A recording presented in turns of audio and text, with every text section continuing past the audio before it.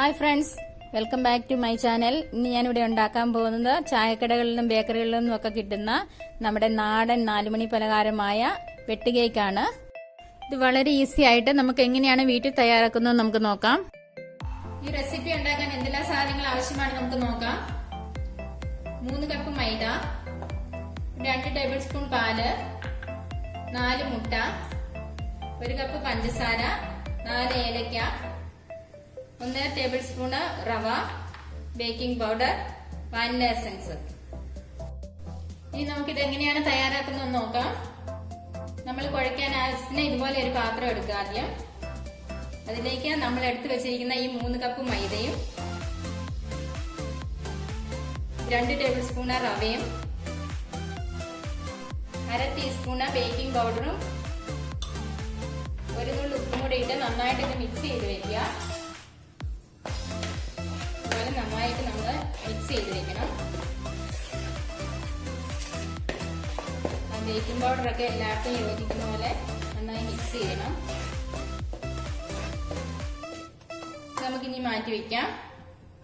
ഇനി നമ്മൾ മിക്സിയുടെ ഒരു ജാർ എടുത്ത് അതിലേക്ക് നമ്മൾ എടുത്തു വെച്ചിരിക്കുന്ന ഈ പഞ്ചസാരയും ഏലക്കയും കൂടി നന്നായിട്ട് പൊടിച്ചെടുക്കുക.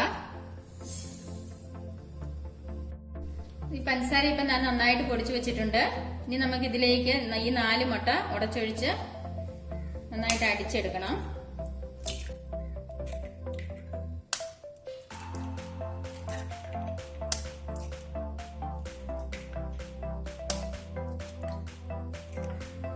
നമുക്ക് ഈ പാലും ഒരു ടീസ്പൂണ് നമുക്ക് വാനില എസൻസും കൂടെ ഒഴിച്ചു കൊടുക്കാം.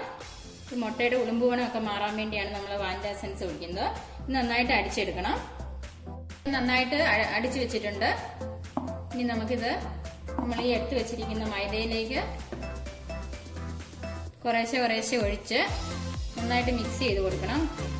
ആദ്യം നമ്മളൊരു സ്പൂണ് കൊണ്ട് കുറേശ്ശെ ഒഴിച്ച് ഇങ്ങനെ മിക്സ് ചെയ്ത് കൊടുക്കുക.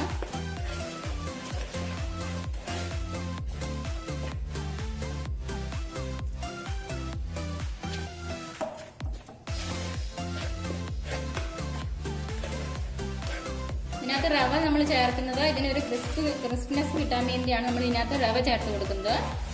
വേണമെങ്കിൽ നമുക്ക് ഇതിനകത്ത് കളറോ മഞ്ഞൾപ്പൊടിയോ ഒക്കെ ചേർത്ത് കൊടുക്കാം. ഞാനിപ്പോൾ ഇതിനകത്ത് കളറൊന്നും ചേർത്തിട്ടില്ല. റവ ചേർക്കുന്നതുകൊണ്ട് കുറച്ച് ക്രിസ്പും ആയിരിക്കും. നമുക്ക് മുഴുവനായിട്ട് ഇതിനകത്ത് ഒഴിച്ചു കൊടുക്കാം. 1 കപ്പ് മൈദയ്ക്ക് ശരിക്കും 1 മുട്ട എന്നുള്ള കണക്കിലാണ് നമ്മൾ എടുക്കേണ്ടത്. ഞാനിപ്പോൾ ഒരു 3 കപ്പ് മൈദയാണ് എടുത്തിരിക്കുന്നത്. 4 മുട്ട ചേർത്തു. അപ്പൊ എന്റെ മുട്ട എടുത്തത് ചെറുതായിരുന്നു, അതുകൊണ്ട് ഞാൻ 4 എണ്ണം എടുത്തു. അപ്പൊ ഇത് കറക്റ്റ് ആണ്.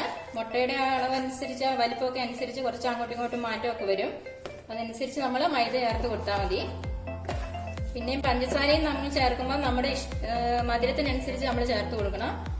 ഇതിനകത്ത് ഇപ്പൊ എനിക്കൊരു മധുരത്തിന്റെ ചെറിയ കുറവ് തോന്നുന്നുണ്ട്. അപ്പൊ ഞാനൊരു 1/4 കപ്പ് പഞ്ചസാരയും കൂടെ പൊടിച്ചത് ചേർത്ത് മിക്സ് ചെയ്ത് കൊടുക്കുന്നുണ്ട്. മധുരം നിങ്ങളുടെ ഇഷ്ടം അനുസരിച്ച് ചേർക്കണം, കൂടുതലോ കുറവോ. നമുക്ക് ഈ സ്പൂണും കൊണ്ടൊന്ന് മിക്സ് ചെയ്തതിന് ശേഷം കൈ ഉപയോഗിച്ച് നന്നായിട്ട് കുഴച്ചെടുക്കണം. നമുക്കിത് കൈ ഉപയോഗിച്ച് കുഴച്ചെടുക്കാം. ഒരു ടേബിൾ സ്പൂൺ നെയ്യും കൂടെ ചേർത്ത് നന്നായിട്ട് കുഴയ്ക്കുക. അപ്പൊ ഇച്ചിരി ടേസ്റ്റും കൂടും. നെയ്യ് ഒഴിക്കുമ്പോൾ നമ്മുടെ കയ്യിൽ ഇങ്ങനെ ഒട്ടി പിടിക്കുകയില്ല.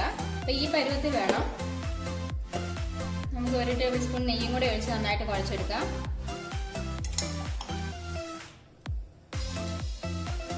കൈ വേവിച്ച് നന്നായിട്ട് കുഴയ്ക്കാം.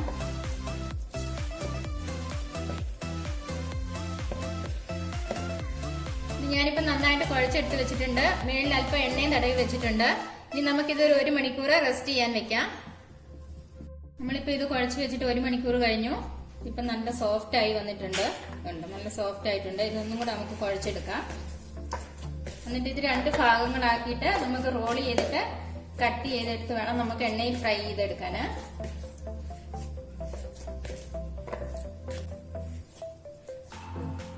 ഇത് ഇനി നമുക്ക് 2-3 റോൾസ് ആയിട്ട് എടുത്തിട്ട് ഇതുപോലെ ഇങ്ങനെ 2-3 ഭാഗങ്ങളാക്കി എടുത്തിട്ട് ഇങ്ങനെ റോൾ ചെയ്യണം.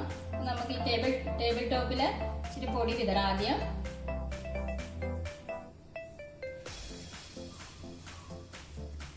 ഇതിലിട്ടിട്ട് ഇങ്ങനെ ഒന്ന് റോൾ ചെയ്തെടുക്കുക.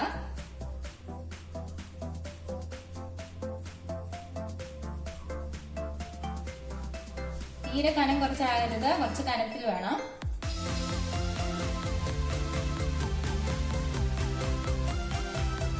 ഇതുപോലെ നമ്മൾ റോൾ ചെയ്ത് കൊടുക്കുക. അത് കഴിഞ്ഞ് നമ്മൾ കൈ കൊണ്ട് ചെറുതായിട്ട് ഇങ്ങനെ ഒന്ന് ആക്കി കൊടുക്കുക. ഒരു ചെറുതായി ഒന്ന് സൈഡ് ഇങ്ങനെ ഒന്ന് ആക്കി കൊടുക്കുക. അല്പം ഇവിടെ ഒരു പരപ്പ് വരണം. എന്നിട്ട് നമുക്ക് ഈ കട്ട് ചെയ്തെടുക്കാം. ആദ്യം ഇതിൻ്റെ സൈഡൊക്കെ നമ്മൾ ലെവലാകാൻ വേണ്ടി സൈഡ് കുറച്ച് മാറ്റിയിട്ട് നമ്മൾ ഇതുപോലെ ഒരു പീസായിട്ട് കട്ട് ചെയ്ത് കൊടുക്കുക.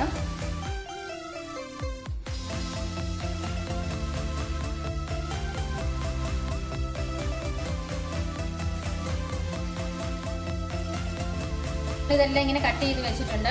ഇനി നമുക്ക് ഇതിന്റെ നടുവിൽ നിന്ന് ഒരു 1/4 ഭാഗത്തോളം ഇങ്ങനെ കട്ട് ചെയ്ത് കൊടുക്കുക. മുറിഞ്ഞു പോകരുത്. ഒരു 1/4 ഭാഗത്തോളം ഇങ്ങനെ കട്ട് ചെയ്യുക.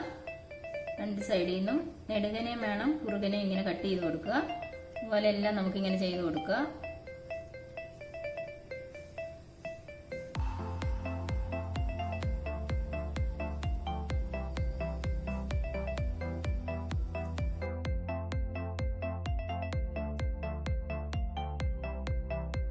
ഇനി നമുക്ക് ഈ ബാക്കിയുള്ള മാവും കൂടി ഇതുപോലെ റോൾ ചെയ്ത് കട്ട് ചെയ്തെടുക്കണം.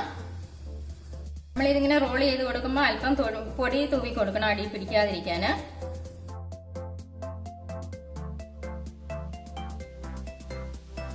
ഇതുപോലെ കട്ട് ചെയ്ത് വെച്ചിട്ടുണ്ട്. ഇത് നമുക്കിനി ഒരു എണ്ണയിൽ പൊരിച്ചെടുക്കണം. ഇനി നമുക്ക് വറുക്കാനായിട്ട് ഒരു പാൻ അടുപ്പ് വെച്ച് ചൂടായി വരുമ്പോൾ നമുക്ക് എണ്ണ ഒഴിച്ചു കൊടുക്കാം.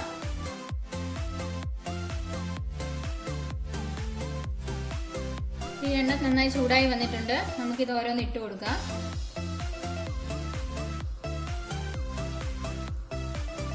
ഒരുപാട് തീ വെക്കരുത്, അപ്പം പെട്ടെന്ന് ഇത് മൊരിഞ്ഞു പോകും, ഉള്ളു വേവുകയില്ല.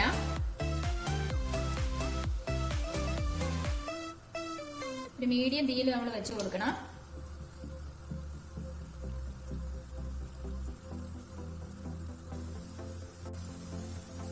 നമുക്കിനി ഇത് എല്ലാം തിരിച്ചിട്ട് കൊടുക്കാം. ഒരു വശം മൂത്ത് വന്നിട്ട് നമുക്ക് തിരിച്ചിട്ട് കൊടുക്കാം.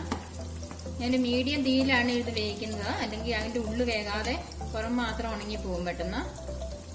നന്നായിട്ട് പൊങ്ങി വന്നിട്ടുമുണ്ട്.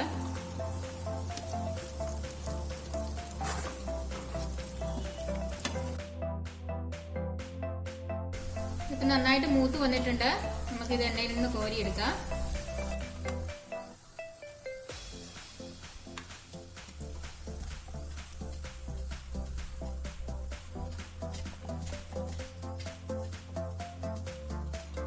ഇനി നമുക്ക് ബാക്കിയുള്ളതും കൂടെ പൊരിച്ചെടുക്കാം.